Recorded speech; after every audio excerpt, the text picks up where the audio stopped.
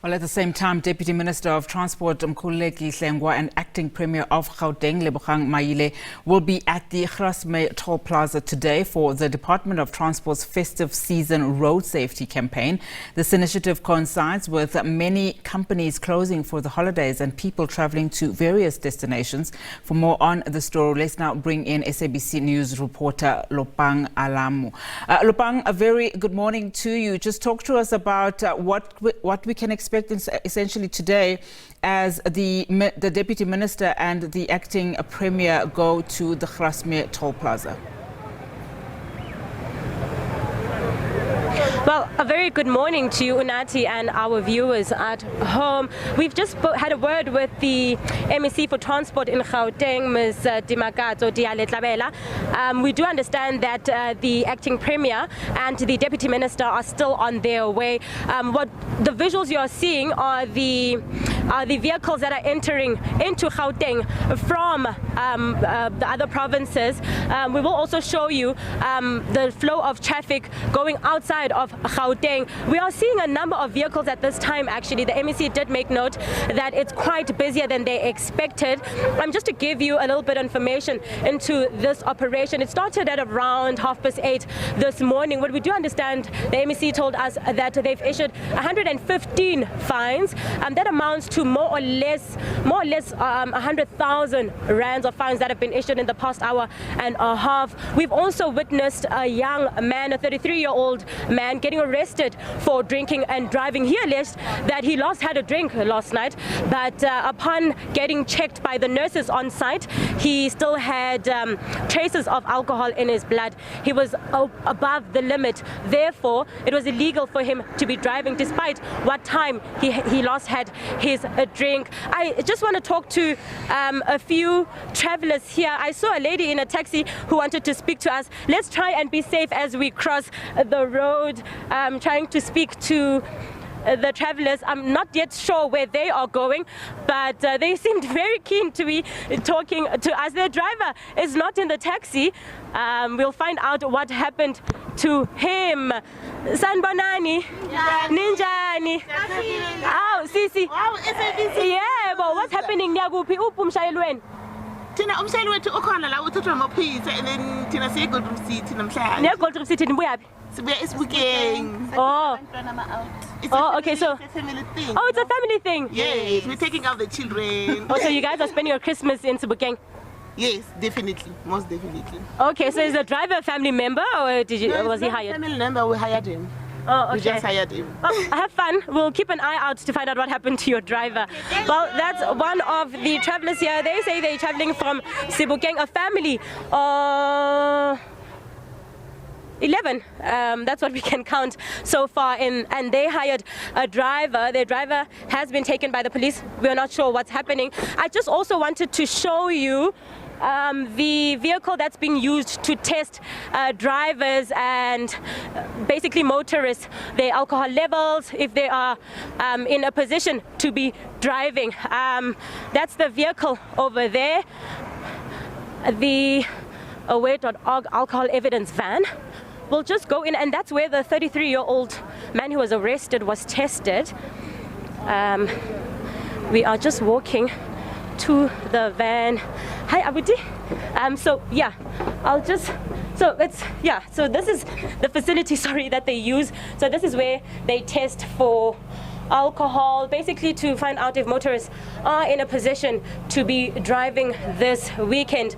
I'm not too sure if it's a good idea to tell people that there's law enforcement at the Grasmere toll plaza in case they want to avoid using this road, knowing very well that they're under the influence, they drank and they're driving. But that is what we can tell you for now. Just want to find out if the MEC can talk to us. Is she leaving? Okay, so the MEC is with the Deputy Minister, and we will be showing those visuals. We're uncertain where they're walking to. Could be a briefing, but we will find out. I think there are a number of taxis here actually who have been stopped.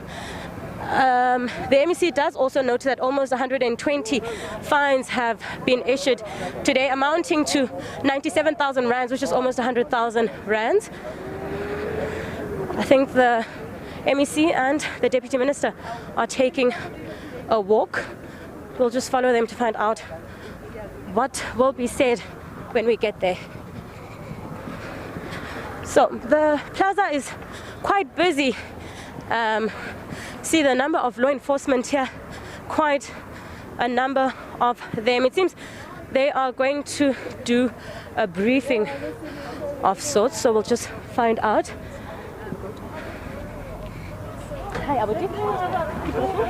Yeah. Okay, so yeah. So the MEC. Yeah, we'll take the cue from the MEC. Will be doing a briefing. So. Thank you very much for your time. I know you've just arrived.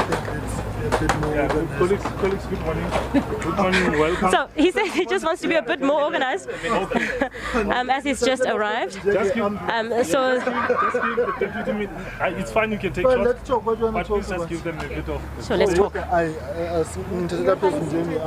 want no breaking news. I think you can sit down. Thank you so much, Deputy Minister. Just tell us about the importance of having these roadblocks during this time of the year.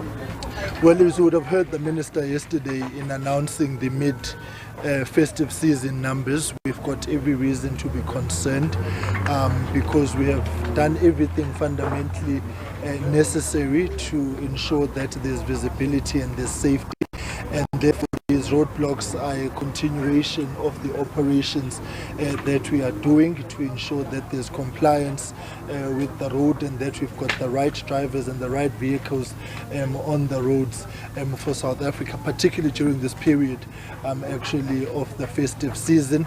And we have rolled out a heightened festive season road safety plan. What we do want to reiterate is that, one, let us all be safe on the roads. There's a need for us to observe rules, to comply with the directives of law enforcement officers. There's quite a number of pillars that we want to actually highlight. One, let's not drink and drive. Let us not drink and walk. And I think it is important that we have an honest discussion as the country about the of alcohol usage. If you look at the fact that the World Health Organization is telling us that South Africa is number 5 in the world in terms of alcohol consumption, the consequence of that is then felt on the roads. The dilemma about drinking and walking is that pedestrians form some 45% of the fatalities so far, and that tells you that we need to have awareness around that. The third aspect is that we've got a dilemma of the content creators and the influencers, heightened use of cell phones behind the steering, and there's a lapse of some 5 seconds per every cell phone interaction that you have on the road, and the response time is diminished, and therefore you are at risk. And we are saying, let us not use cell phones behind the steering wheel, because you are actually causing a problem. I know that it's holidays and there's the nicety of wanting to record for all of us the beauty of your holiday, but it comes at a high risk for all road users, and it comes at a risk to yourself as well. And this is not just about content creation, it's also about chatting. WhatsApp is one such, and interfacing with your social media and taking the calls. Fourthly, we are making a clarion call. Let us rest between trips every 2 hours, every 200 kilometers, because we are finding that the high levels of fatigue are a major contributing factor to accidents. There will also, of course, be the need of ensuring that you check your vehicle before you actually travel, to ensure that it is roadworthy and that it is compliant and fit to be on the road. I do want to make a clarion call to the truck drivers, particularly the driving that they are doing in the early hours of the morning, in the hours of 3 to 6, in that they are trying to make time for whatever goods, services or logistics that they are carrying, and we are finding quite a number of lapses in this regard. And so we are calling on truck drivers and operators to actually assist us by a heightened sense of discipline, observation and patience on the road. Which brings me to the fifth point. there is also a fundamental need for all of us to plan our trips accordingly. We are trying to make up for lost time on the road for an inability to respect time and an inability to plan correctly. My late mother used to say, we would rather be late for your next appointment than be early for heaven. For the not so righteous, of course, that earliness takes you straight to hell.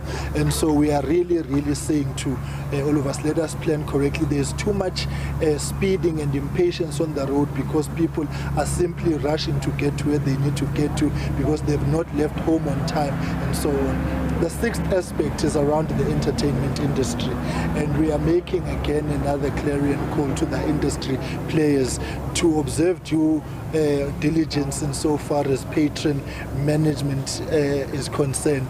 Don't allow patrons to leave and get into vehicles drinking and having drunk and then to drive, and that is why we are also focusing on ensuring that people must have designated drivers. Let's have that conversation, the ones who will not drink and drive. So there's also a responsibility around what the entertainment industry does, the concerts that will be held, the festivals, and so on. So we are really here today with the MEC, whom I'm sure you've already spoken to. Our message is singing from the same hymn sheet. We are calling for safety on our roads, and Minister Chris yesterday was very clear about the work that we still need to do. She enjoys our support as the ministry and as the department and as the provinces in pushing for all of us to actually observe the rules of the road, to be patient on the road, and for us to do the right thing. I conclude by saying, can we not also be contributors to road corruption with the cold drink phenomenon, with the bribery phenomenon, because it is counterproductive. You're not helping the traffic law enforcement officers, you are not helping yourself as well. If you have done wrong, face the consequences. Above and beyond that, the minister has actually signed off on a request to the Minister of Public Service and Administration for us to deviate from the 30% threshold for overtime in order for us to ensure that we are able to pay the law enforcement officers who will be on the roads to create the conducive environment for working those. We want the third shift to ensure that we've got a 24-hour visibility, patrolling and law enforcement on the roads. And so to the traffic officers themselves, we are saying there's no need to take the cold drink on the road. We are making the legal means for you to be able to be compensated correctly for the work that you'll be doing. I know that you just arrived now, DM. Do you have an indication of what the road deaths are looking like currently in the country? Well, the minister had a full briefing yesterday, and the numbers stand at about 571 so far in this period, and that is why we are continuing with the operations that we are doing, and we are reinforcing what we had done. We identified the top 20 problematic routes in the country, and there's the deployment of the National Traffic Police who are working with provinces and municipalities. The MEC has strengthened her deployment as well here in the province to make sure that there's a heightened focus on all those problematic roads. The local municipalities themselves and the metros are recalibrating their own deployment to ensure that there's visibility. The strength of the strategy has been cooperation and collaboration across the three spheres of government and continuous engagement. But where we need to actually be very frank is that the efforts that we may be putting in and the interventions we may be doing are half the intervention. The other half of the intervention is driver responsibility, it's driver behavior. The men and women behind the steering wheel doing the right things. It is us, the pedestrians, observing the rules of the roads, the basics, look left, look right, look left again before you cross the road. Those kind of things which we fundamentally believe there is a need for the road users themselves to actually take accountability and responsibility, and hence then we are continuing with the clarion call that please observe the rules of the road, cross where you're supposed to cross. Some of these things are very elementary, but they need to be reinforced, and so we are quite concerned that the numbers are standing at 571, and we want to make every effort for the remainder of the festive season to contain those numbers. Every life lost for us is a life too many. I also want to say that we know the challenges that are confronting the Road Accident Fund. Part of assisting the RAF is actually curtailing the road accident and the road fatalities in order for us to place the RAF in a position where it is able to sufficiently and objectively meet its obligations and not strain its own finances. As you know, they are only generating revenue through the RAF levy, and the situation as it stands now is that we are burdening even those institutions and realities which are supposed to be actually assisting us. DM, before I let you go, what are these problematic, or which are these problematic routes that you just spoke about? Well, we can give you a comprehensive list of them. You've got roads towards Limpopo, the N1, you've got the N2 on the south coast, and the N2 on the north coast, and so the list is comprehensively 20. It can be provided to you.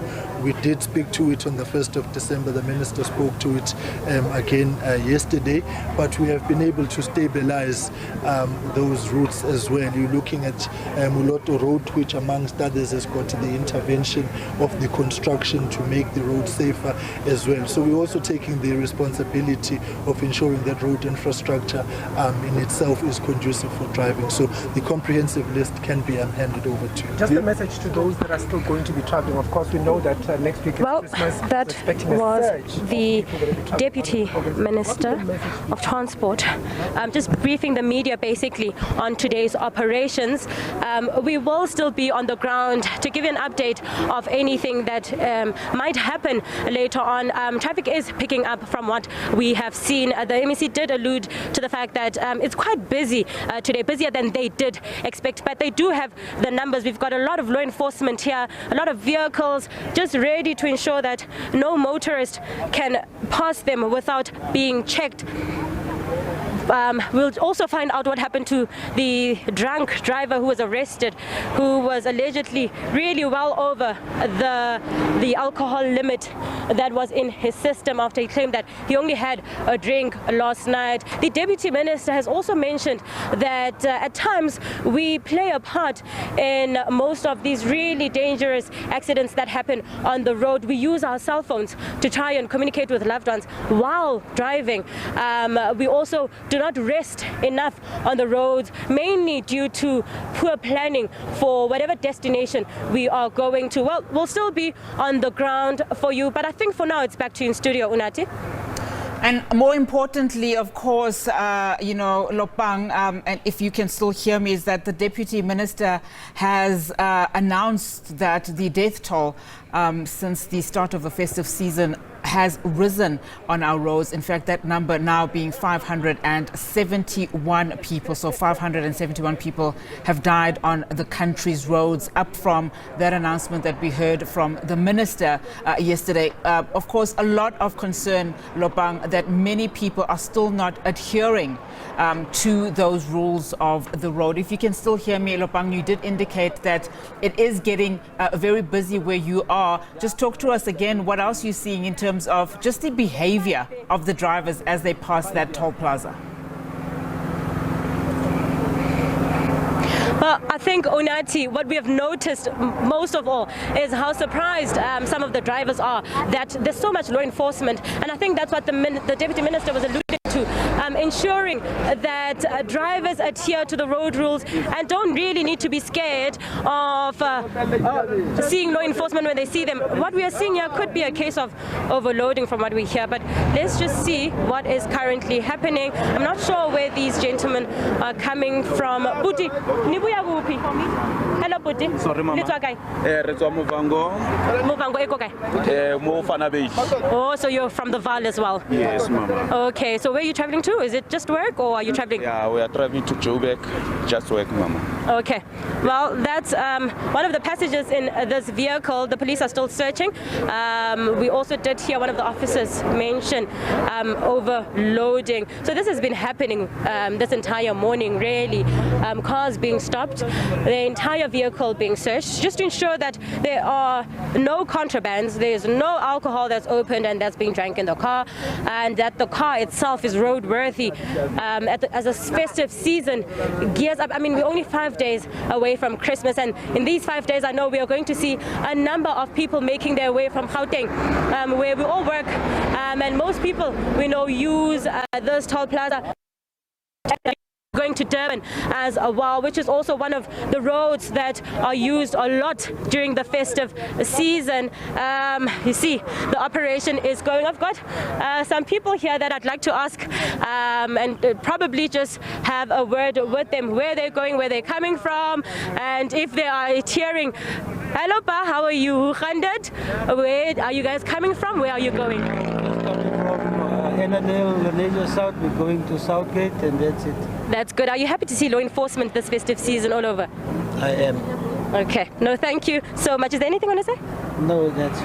All right. Well, there you have it. A man of few words, really, saying that he is happy to see the number of law enforcement on our roads. We'll be here, Unati, to keep you updated on any new developments. But for now, I think we should take it back to you in studio. Lopang, Alamu there for us. Thank you so much for that out there in one of the toll plazas in Gauteng.